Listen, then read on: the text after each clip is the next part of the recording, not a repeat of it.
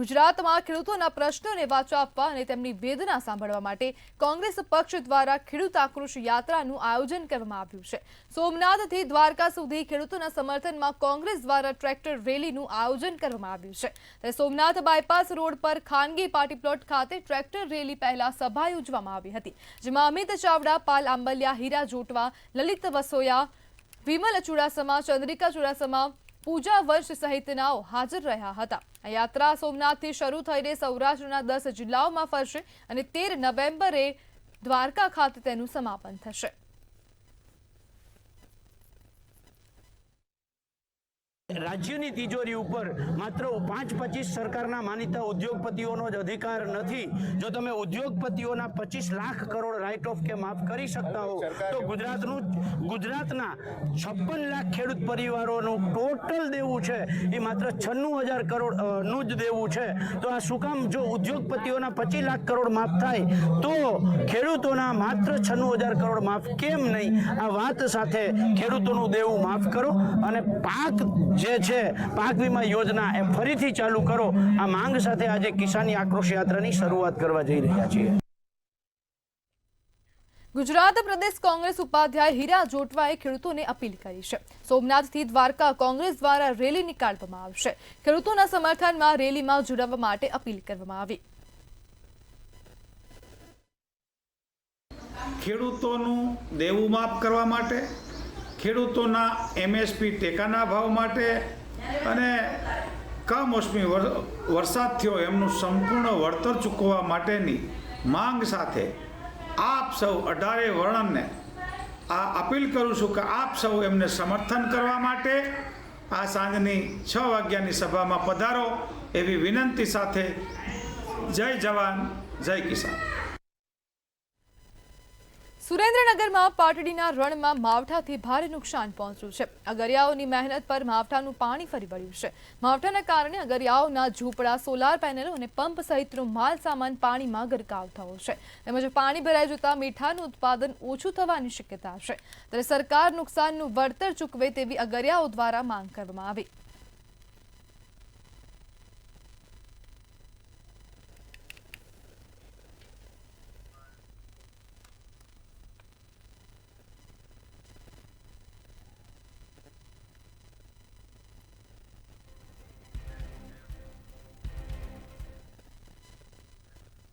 રાજકોટ સહિત સમગ્ર રાજ્યભરમાં ઓક્ટોબર મહિનામાં પડેલા વરસાદના કારણે ખેડૂતોના મોઢે આવેલો કોળિયો છીનવાઈ ચૂક્યો છે। ત્યારે સરકાર દ્વારા ખેડૂતોને થયેલ નુકસાનની બાબતેના સર્વેનો આદેશ કરાતા વહીવટી તંત્ર દ્વારા રાજકોટ જિલ્લામાં 102 જેટલી ટીમો દ્વારા સર્વેની કામગીરી હાથ ધરાઈ હતી। રાજકોટ જિલ્લામાં 5.23 લાખ હેક્ટરથી વધુ જમીન ઉપર ખરીફ પાકોનું વાવેતર કરાયું હતું, જે પૈકી 4,30,000 હેક્ટરથી વધુ જમીન પરના ખરીફ પાકને 33% વધુ નુકસાન પહોંચ્યું છે। વહીવટીતંત્ર દ્વારા નુકસાનીના સર્વેના આંકડા ગાંધીનગર ખાતે પણ મોકલી આપવામાં આવ્યા છે। ત્યારે સરકાર દ્વારા આગામી સમયમાં રાજકોટ જિલ્લાના 3,07,726 ખેડૂતોને નુકસાની અંગે વળતર ચૂકવવામાં આવશે। રાજકોટ જિલ્લામાં માનનીય મુખ્યમંત્રીશ્રીના નિર્દેશ અનુસાર અને રાજ્ય સરકારની સૂચનાઓને ધ્યાને લઈને ઓક્ટોબર મહિનાના છેલ્લા દિવસોમાં જે વરસાદ થયું છે આ વરસાદને ધ્યાને લઈને જિલ્લા દ્વારા 102 ટીમ બનાવીને જિલ્લાની તમામ તાલુકાઓમાં પાક નુકસાનીનો સર્વે કરવામાં આવ્યું છે। અને આ પાક નુકસાનીના સર્વેમાં જિલ્લાના તમામ ગામડાઓમાં યુદ્ધના ધોરણે 102 ટીમો દ્વારા કામગીરી કરીને 100% સર્વે કામગીરી પૂરી કરવામાં આવી છે। અને આ સર્વે કામગીરીનું જે રિપોર્ટ જે છે આ રાજ્ય કક્ષાએ મોકલી દીધું છે। રાજકોટ સહિત સમગ્ર સૌરાષ્ટ્રના માર્કેટિંગ યાર્ડમાં ડુંગળીની મોટા પ્રમાણમાં આવક થઈ રહી છે, જેના કારણે ભાવ તળિયે બેસી ગયા છે। ખેડૂતોને તેમનું ઉત્પાદન પડતર કરતાં પણ નીચા ભાવે ડુંગળી વેચવાની ફરજ પડી રહી છે। આજે રાજકોટ માર્કેટિંગ યાર્ડમાં નવી ડુંગળીના ભાવ માત્ર 51 રૂપિયાથી લઈ 225 રૂપિયા પ્રતિ 20 કિલો બોલાઈ રહ્યા છે। ખેડૂતોને ડુંગળીના 2.5 રૂપિયા કિલોથી લઈ 5 થી 12 રૂપિયા કિલો સુધીના ભાવ મળી રહ્યા છે। ત્યારે માર્કેટિંગ યાર્ડમાં ડુંગળી વેચવા આવેલા અનેક ખેડૂતોએ પોતાની વ્યથા ઠાલવી હતી। મારે આ ડુંગળી ઉપાડવાનું ચાલુ કર્યું છે। મેં કીધું બજાર કેવી છે તો પછી ડીટાઈ નકર પછી કાં ઉપાડવાનું નથી થતું અને રોટાવેટર મારી અને બીજું વાવેતર કરવાની ગણતરી છે। અહીંયા મેં ખેડૂતના રિવ્યુ લીધા તો એ બધા એમ કહે છે તે 100, 125, 130 સુધીની બજાર છે।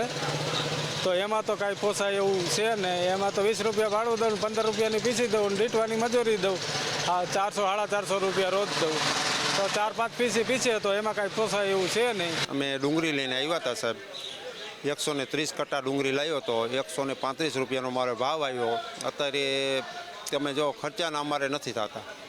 અત્યારે પીસીના ભાવ અને મજૂરી અને ભાડું અમે ગણી એટલે અમારી વાય 1 રૂપિયો વધતો નથી.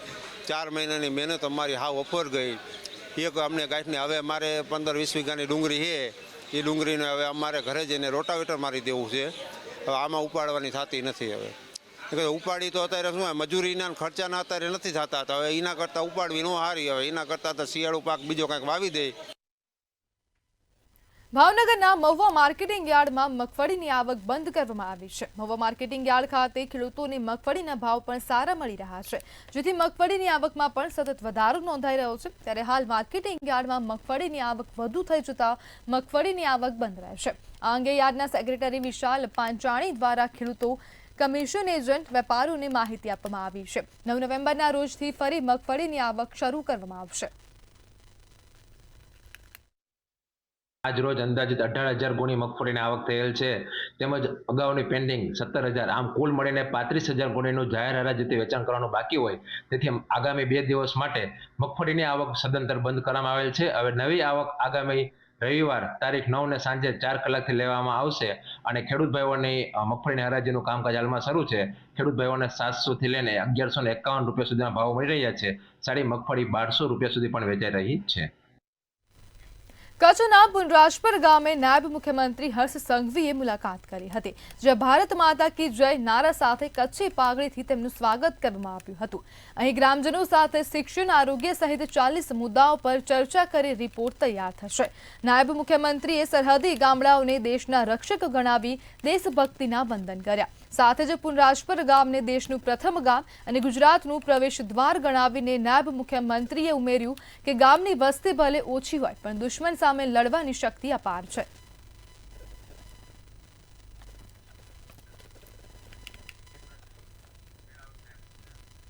રાજકોટ જિલ્લા વહીવટી વિભાગ દ્વારા એસઆઈઆરની કામગીરી હાથ ધરવામાં આવી છે, જેમાં 8 વિધાનસભાના 23,91,000 મતદારોની માહિતી એકત્ર કરવામાં આવશે.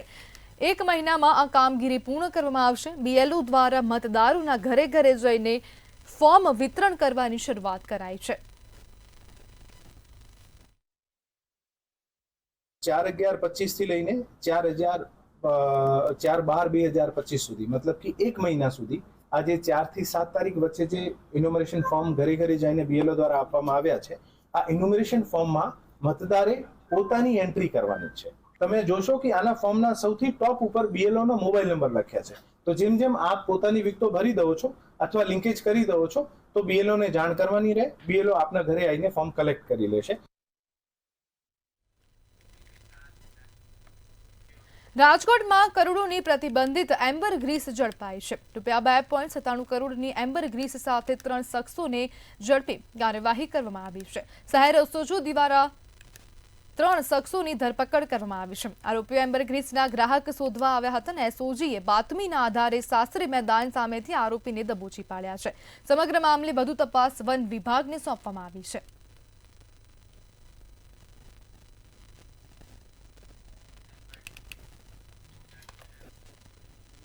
સુરેન્દ્રનગરના પાટડી તાલુકામાં ગંભીર બનાવ સામે આવ્યો છે. દસાડાના ધારાસભ્ય પીકે પરમારના મળતિયાએ રાજરત્ન નાગવંશીનું અપહરણ કરી લીધું હતું. અપહરણ બાદ તેમને 3 થી 4 અલગ અલગ જગ્યાએ લઈ જઈને જાનથી મારી નાખવાના ઈરાદે શારીરિક ઈજા પહોંચાડી હતી. રાજરત્ન નાગવંશી દ્વારા લગાવેલા આરોપોને ધારાસભ્ય પીકે પરમારે નકારી કાઢ્યા હતા.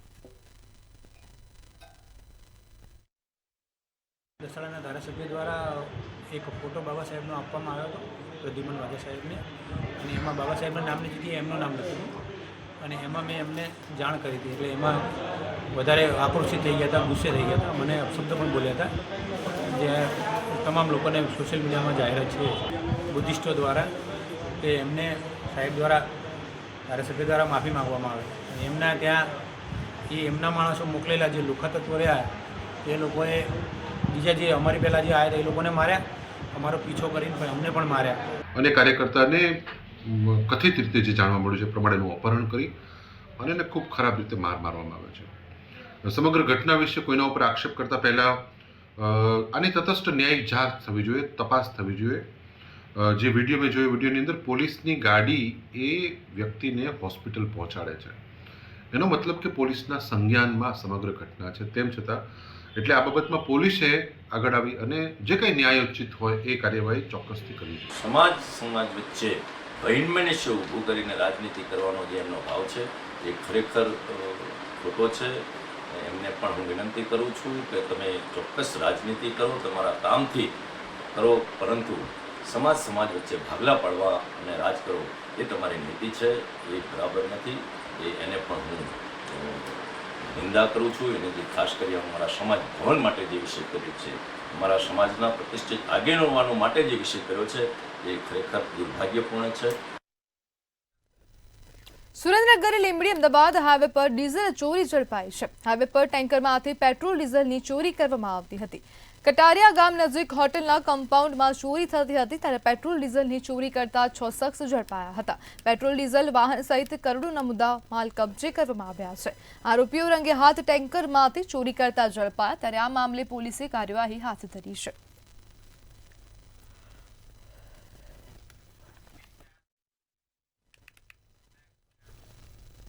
જૂનાગઢના કેશોદ શહેરમાં સેન્ટ્રલ જીએસટી ટીમ દ્વારા દરોડા પાડવામાં આવ્યા હતા. શહેરની જુદી જુદી પેઢીઓમાં જીએસટી ટીમ દ્વારા દરોડા પાડવામાં આવ્યા. સેન્ટ્રલ જીએસટી ટીમ દ્વારા અનેક સ્થળોએ હોલસેલ વેપારીઓને ત્યાં કાર્યવાહી હાથ ધરવામાં આવી હતી. પાનના ગલ્લા અને હોલસેલ વેપારી પેઢીઓ પર દરોડા પાડ્યા હતા તેમજ સુપારીના સ્ટોક લઈને તપાસ હાથ ધરવામાં આવી હતી.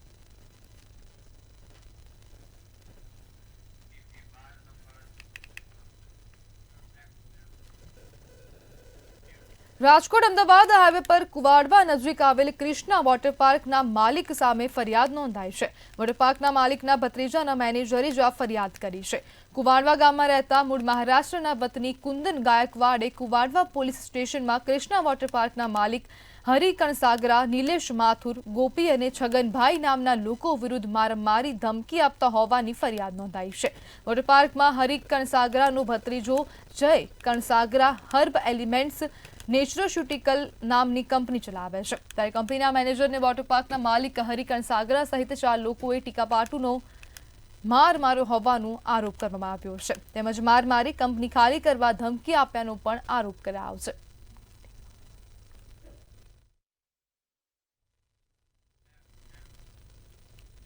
ભાવનગર શહેરમાં નશાકારક સિરપનું વેચાણ ઝડપાયું છે. પશુપાલક અજય ચાવડા દૂધના કેનમાં કફ સિરપની બોટલો રાખીને વેચાણ કરતો હતો. પોલીસે દરોડા પાડી 80 કફ સિરપની બોટલો કબજે કરી પશુપાલક અજય ચાવડાની ધરપકડ કરી છે. પૂછપરછમાં ગુડ લાઈફ મેડિકલ સ્ટોરમાંથી સિરપ ખરીદ્યાનું સામે આવ્યું. તેમજ મેડિકલ સ્ટોરના રાજેશ સાંડિશનું નામ ખુલ્યું છે. ત્યારે પોલીસે આ મામલે ગુનો નોંધીને વધુ તપાસ હાથ ધરી છે.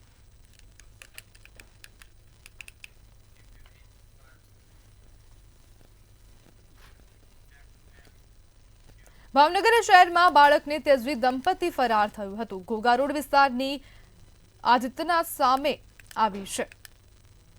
દંપતી અજાણી મહિલાના ઘરે પાણીના બહાને આવ્યા અને બાળકી મૂકી ફરાર થયા હતા. મહિલાએ ઘોઘા રોડ પોલીસ મથકમાં આ મામલે ફરિયાદ નોંધાવી છે. ત્યારે પોલીસે માતા પિતાને શોધવા તજવીજ હાથ ધરી છે અને જિલ્લા બાળ સુરક્ષા દ્વારા પણ આ મામલે તપાસ કરવામાં આવી છે.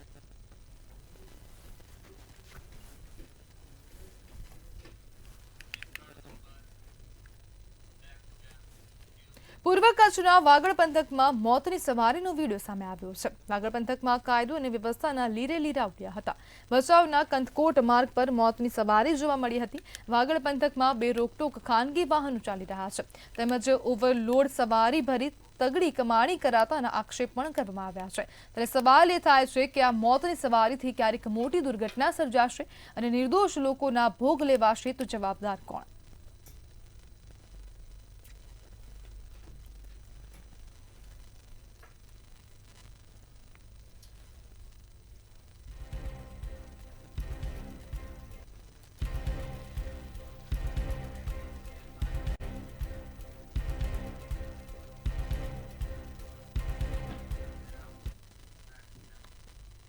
સુરત મનપામાં વર્ષ 2010માં કોંગ્રેસ કોર્પોરેટર ઉમેદવાર રેખાબેન ગાંભવાએ આવાસ યોજનામાં કૌભાંડ આચર્યાનો આક્ષેપ થયો છે. શું છે સમગ્ર મામલો, જાણીએ વિશેષ અહેવાલમાં.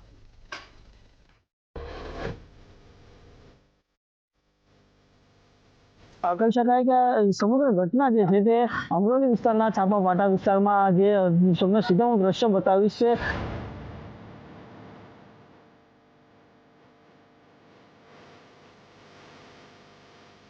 એક જ પરિવારના સભ્યો કે જે એક જ પરિવારના લોકોને 12 મકાનો ફાળવેલા છે.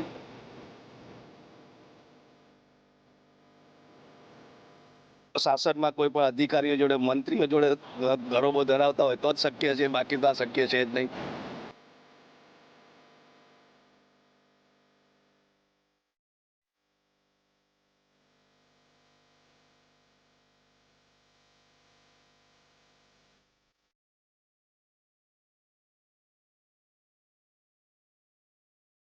મકાન ગરીબો માટે સરકાર અનેક યોજનાઓ બહાર પાડી અને માથે છત મળે તેવી વ્યવસ્થા ઊભી કરે છે, પરંતુ અમુક મોટા માથાઓ તેમાં પણ લાભ લેવાનું બાકી નથી રાખતા. આવો જ એક કિસ્સો સુરતથી સામે આવ્યો છે. સુરત કોંગ્રેસના મહિલા નેતાએ પોતે અને પોતાના સગા સંબંધીઓના નામે આવાસ યોજનાના મકાનો બનાવી લીધા છે.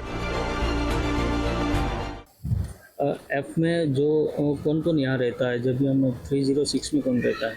वहाँ पे प्रमिला बहन रहते हैं, बाकी सब लोग का जिसी का नाम पे है वहाँ पे सब लोग वही मकान मालिक सब रहते हैं. यहाँ पे कोई भाड़ा वाला ऐसा कुछ है नहीं. तो ये जो प्रमिला बहन वो आते हैं क्या यहाँ? हाँ, कभी कभी वो आते हैं, लेकिन उसके बाद दूसरी जगह में कहीं फ्लैट है, इसके लिए यहाँ पे कभी कभी आता है, लेकिन अभी उसका रूम ऐसे ही है. સુરતમાં ભાજપના રાજમાં કોંગ્રેસી નેતાઓને જે છે તે લોટરી લાગી હોય તેવા આક્ષેપો હાલ અત્યારે ઉઠવા પામ્યા છે. જે ચોક્કસથી અમદાવાદના એક આંબાવાડી કિરણ પરમારે આવા આક્ષેપો કર્યા છે અને કહી શકાય કે સમગ્ર ઘટના જે છે તે અમરોલી વિસ્તારના છાપાવાટા વિસ્તારમાં જે તમને સીધા હું દ્રશ્ય બતાવીશ કે ગુજરાત સરકાર પ્રધાનમંત્રી આવાસ યોજના, ગુજરાત હાઉસિંગ બોર્ડ જે તાપી ત્યાં આ સમગ્ર ગેરરીતિ મકાનોની વહેંચણી મોટી ગેરરીતિ થઈ હોય તેવો આક્ષેપો છે. તો બીજી તરફ કિરણ પરમાર દ્વારા જે છે તે રાજ્યના મુખ્યમંત્રી ભૂપેન્દ્ર પટેલ, ગુજરાત તકેદારી આયુક્ત તેમજ અન્ય કચેરીઓમાં અરજીઓ કરીને તેમાં ગંભીર આક્ષેપો અને આખી રીતના છે કે ગુજરાત હાઉસિંગ બોર્ડની સુરતના જે છાપરા પાટિયામાં જે તાપી રેસિડેન્સીની યોજનાઓ જે છે તે ગરીબો માટેની હોય છે. તેમજ સુરત શહેર કોંગ્રેસના આગેવાન કહી શકાય પૂનમબેન ગાભવાના પરિવારજનોને ખોટી રીતે મકાનો ફાળવ્યા હોવાના આક્ષેપો. 2010માં કોંગ્રેસ કોર્પોરેટર ઉમેદવાર રેખા ગાંભવાએ આ મકાનોમાં કૌભાંડ કર્યાનો અરજદારે આક્ષેપ કર્યો. રેખા ગાંભવાના પતિ મોટા બિઝનેસમેન, બિલ્ડર અને ટ્રાવેલ એજન્સીના માલિક છે. તેની પુત્રીના નામે રિસિતા ડેવલપર નામની કન્સ્ટ્રક્શન ફર્મ પણ છે અને ઓલપાડ તાલુકામાં 3 ગામોમાં તેમની ફ્લેટ, બંગલા અને પ્લોટ જેવી સ્કીમો પણ ચાલે છે. કિરણભાઈ, જે પ્રમાણે સુરતની જે તાપી આવાસ યોજના ગરીબો માટે બનાવવામાં આવેલી છે, શું આવાસ યોજનાની અંદર કૌભાંડ છે ને કોના દ્વારા કરવામાં આવ્યું છે? બરાબર. સુરતની અંદર તાપી રેસિડેન્સી છે અમરોલી પાઠા વિસ્તારમાં. હવે ત્યાં પૂર્વ કોર્પોરેટર પ્રેમિલાબેન, રેખાબેન વિજયભાઈ ગાંભા કે જે લોકો ભાજપ જોડે સાંઠગાંઠ ધરાવતા હતા અને ભાજપના કાર્યકર્તાઓ બીજેપી વાળાઓ જોડે રહીને જ અને આની અંદર એક જ પરિવારના સભ્યો કે જે એક જ પરિવારના લોકોને 12 મકાનો ફાળવેલા છે, જેની અંદર ખોટા આધાર કાર્ડ, ખોટા આવકના પુરાવાઓ એ રજૂ કરેલા છે. એ રજૂ કરીને એક જ પરિવારના 12 મકાન મેળવેલા છે. તાપી રેસિડેન્સીની અંદર આ મકાનો ફાળવવા માટે જે વેઇટિંગ લિસ્ટમાં નામ આવે તો પહેલાં વેઇટિંગમાં જેને હોય એને વેઇટિંગવાળાને મળે, પણ આને વેઇટિંગમાંથી નહીં પણ ડાયરેક્ટ ફાળવવામાં આવેલા છે. જેની અમને માહિતી મળતા હોય આરટીઆઈથી માહિતી મેળવી અને ગુજરાત હાઉસિંગ બોર્ડમાં, સીએમઓમાં બધે આ બાબતની ફરિયાદ રજૂઆત કરેલી છે. તો ખોટી આવક એટલે શું? આ લોકો કરોડોની સંપત્તિઓ ધરાવે છે, ફ્લેટો ધરાવે છે. ઈડબ્લ્યુએસ અને આવાસ યોજનાનો એક નિયમ છે કે કોઈ પણ વ્યક્તિ ભારતમાં કોઈ પણ જગ્યાએ મકાન ધરાવતા હોય તો એને આનો લાભ મળતો નથી.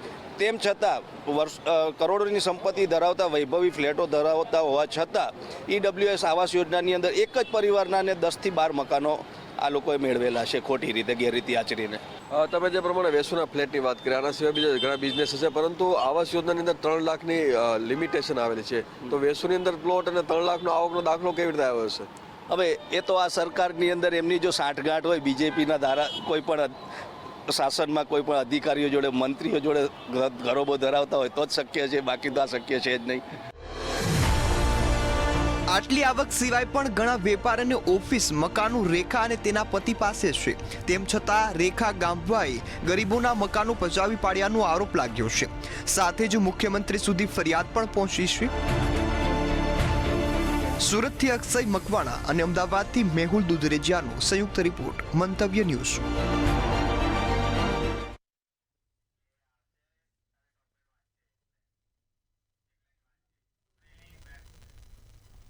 સમાચારમાં આગળ વાત કરીએ તો અમરેલી ખાતેથી આ સમાચાર સામે આવી રહ્યા છે. તો અમરેલીથી આ સમાચાર, જેમાં ખેડૂતે પોતાની જે મગફળી પલળી ગઈ છે તેના પાથરા સળગાવી દીધા છે. સાવરકુંડલા તાલુકાના જાંબાણ ગામના ખેડૂતે આ પાથરા સળગાવ્યા છે. જાંબાણ ગામના ખેડૂતે 7 વીઘાની મગફળી ખેતરમાં વાવી હતી અને જે કમોસમી વરસાદ વરસ્યો તેના કારણે ખેડૂતની સંપૂર્ણ મગફળી ના જે પાથરા છે તે નિષ્ફળ ગયા હતા અને પાણીમાં તણાયા હતા. જે બાદ ખેડૂતે આક્રોશમાં આવીને આ જે પાથરા છે તેને સળગાવ્યા હતા. જ્યારે અમરેલી ખાતેથી આ સમાચાર, જેમાં સાવરકુંડલા તાલુકાના જાંબણ ગામના ખેડૂતે પોતાના મગફળીના પાથરા સળગાવ્યા છે.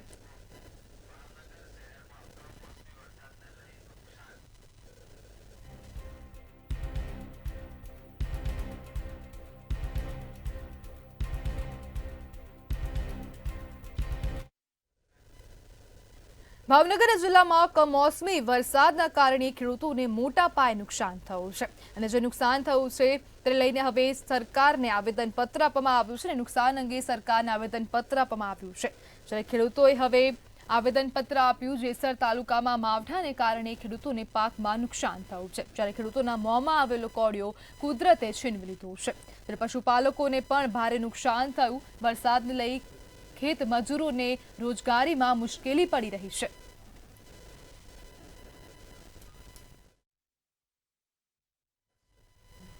તો સમાચારોમાં હાલ બસ આટલું જ. હવે જુઓ સીધો સંવાદ મારા સહયોગી રોનક સાથે.